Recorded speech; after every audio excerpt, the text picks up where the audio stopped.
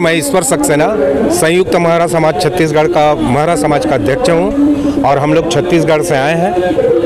क्या मांग है आप लोग? हमारी मांग है सर, हम लोग अनुसूचित जनजाति के लोग हैं। हमारा 49-50 के गजट जो है उसमें हम 8 दिसंबर 1950 का 31 मार्च 1949 का दोनों गजट में हम अनुसूचित जनजाति के क्रमांक 69 में हैं। आज उसको विलोपित करके ये पिछला जो भाजपा सरकार थी 15 साल तक रमन सरकार, वो हमको लगातार महार जाति जो है अनुसूचित जाति का है उसके पर्यायवाची के रूप में हमको स्थापित करने के लिए, हमारी जाति को परिवर्तन करने के लिए एसटी को एससी बनाने के लिए तुला था, लेकिन वो सफल नहीं हुआ। अंत में उनका ही सरकार ये बता दिया कि महरा जाति जो है वो महार मेहर मेहरा का पर्यायवाची नहीं है, इसलिए इनको एससी में नहीं दिया जा सकता करके।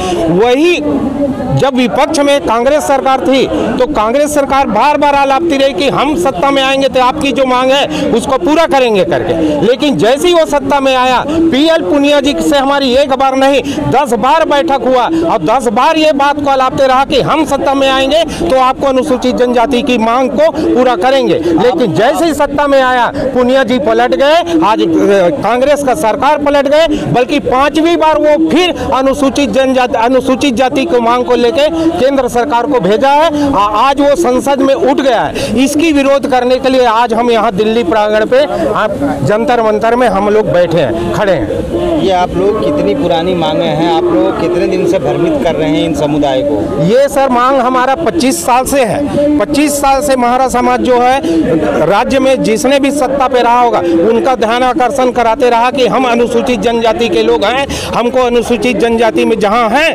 क्रमांक 69 में गजट के अनुसार वहां स्थापित किया जाए करके। अच्छा, इनकी संख्या कितनी है आपके? ये हमारे यहाँ 12 से 15 लाख की आबादी है सर छत्तीसगढ़ में।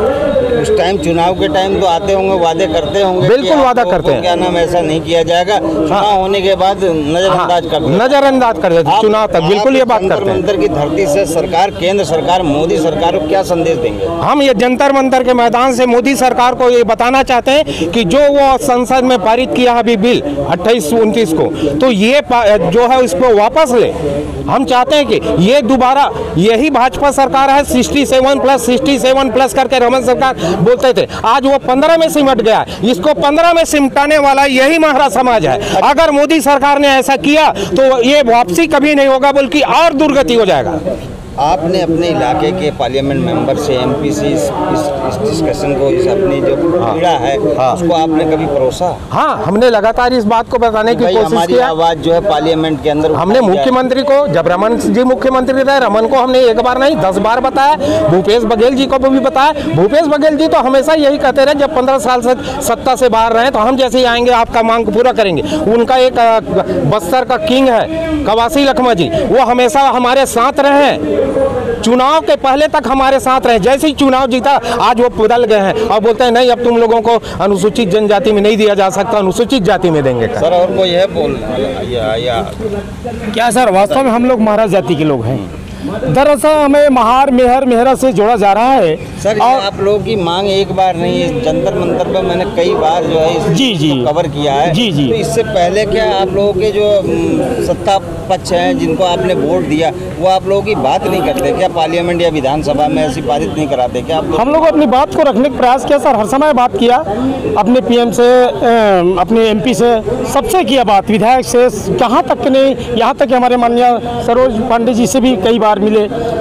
जब से रमन सरकार थी रमन सरकार से मिले, उसके बाद कांग्रेस के चाहे वो माननीय रविंद्र चौबे जी हो और अभी मुख्यमंत्री माननीय भूपेश बघेल जी हो, लेकिन वो लोग हमको यही गुमराह करते रहे कि नहीं हम लोग करा रहे हैं। और हम लोग वास्तव में बात बताते हैं सर कि हम वास्तव में किसी से भीख नहीं चाह रहे हैं। 1949-50 के गजट में जो महाराज जाति आदिवासी में जो आज भी अंकित है, हम अपना अधिकार चाह रहे हैं, हम अपना वजूद चाह रहे हैं, अस्तित्व चाह रहे हैं। हमको महार मेहर से ये ना जोड़ा जाए, क्योंकि हम अपने अधिकार के लिए लड़ रहे हैं। हम लोग शुरू से आदिवासी हैं, अधिकार से आदिवासी है और हमारी रहन सहन रीति रिवाज भी आदिवासी है। इसलिए आप लोगों की मांग को नज़रअंदाज जो किया और मेन जो है इसका जो है कहने का मतलब इसका कारण कौन है इसमें जो आप लोगों को इस समुदाय में लाने में जो मतलब वंचित किया, नज़रअंदाज किया, सबसे ज़्यादा किसको जिम्मेदार आप मानते हैं? ये सर जो वास्तव में हम लोगों के साथ जो छल किया जा रहा है राज्य सरकार इसमें, इसलिए कि पता नहीं उसको, मेरे को ऐसा लग रहा है, अभी हमारे माननीय अध्यक्ष महोदय जी बता रहे थे कवासी लखमा जी, कवासी लखमा को ऐसा लगता है कि जिस दिन बस्तर से महरा लोग आदिवासी में आ जाएंगे तो शायद मेरा पत्ता साफ हो जाएगा, क्योंकि वहाँ महरा लोगों की आबादी जो है सबसे ज़्यादा है बस्तर में।